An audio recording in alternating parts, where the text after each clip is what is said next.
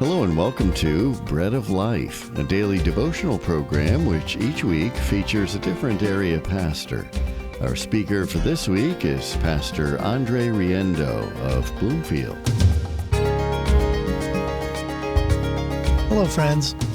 I'm happy to be with you through radio and the sovereignty of God. This week I'm talking about a very common topic, forgiveness. We all struggle with it to some extent. And we're just looking at the heart of forgiveness by looking at a parable Jesus told in Matthew 18. Jesus tells Peter we are to forgive endlessly, which seems ridiculous to us. And then he tells a story of a guy who owed an unimaginably large debt. And after begging for forgiveness, his master, the king, cancels that unimaginably large debt. But then how does he respond? He goes out and demands a much lesser debt from somebody who owes him. In other words, he doesn't return mercy for mercy. What happens to him? Verse 31. When the other servants saw what had happened, they were outraged, and they went and told their master everything that had happened. Then the master called the servant in. "You wicked servant," he said, I canceled all that debt of yours because you begged me to. Shouldn't you have had mercy on your fellow servant just as I had on you?" And in anger, his master handed him over to the jailers to be tortured until he should pay back all he owed. He calls him a wicked servant and rebukes him for not having shown the same mercy on his fellow servant that he had shown to him. In his anger, the master gives the guy what he had insisted on himself, justice, and he rescinds the previous act of mercy. Now don't miss that. The guy gets what he asked for, justice. He hands the man over to the jailers to be tortured until he should pay back all he owed.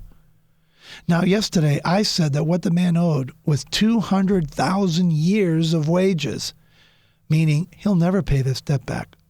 This is an eternal sentence.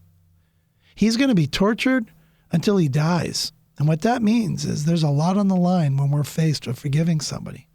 We are to forgive as we've been forgiven, or else God will give us the same justice we demand eternally. But even knowing this, forgiveness is so hard for us, isn't it? Listen to this. In his book, Created for Work, author Bob Schultz shares this story. Quote, "Suppose you see the local bully riding his bike toward you, and as you step off the sidewalk to give him room, he rides by, reaches out his hand, and knocks the notebook from your arms. Laughing, he looks over his shoulder at your papers flying in the breeze, failing to notice the low bus stop sign hanging over the walkway. Looking back at you with a smirk on his face, he runs the side of his head right into that sign. Smack! The bike keeps going until it runs into a trash can. The bully is face down, wondering what happened. Did you feel a faint smile coming on as I told that story? A cruel person will think it's a funny story, that the bully had it coming. On the other hand, a merciful person's first thought is concern for the man's head. Which are you? How did you respond to that story? Wow, that's convicting, isn't it? I have to admit, I laughed. In the Sermon on the Mount, Jesus said, "Do not judge, or you too will be judged. For in the same way you judge others, you will be judged. And with the measure you use, it'll be measured to you." Let me ask you, do you demand justice, or do you freely grant grace? Do you live by justice or grace? I'm glad God treats me on the basis of grace and not justice.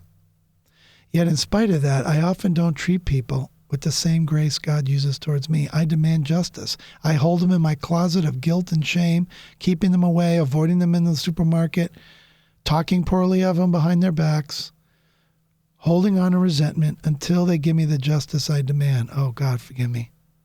Help us, Lord, to live by grace and not demand justice in our relationships with others. Otherwise, we are repudiating the very gospel that has saved us. And the cost is so high, as we'll see in our message tomorrow.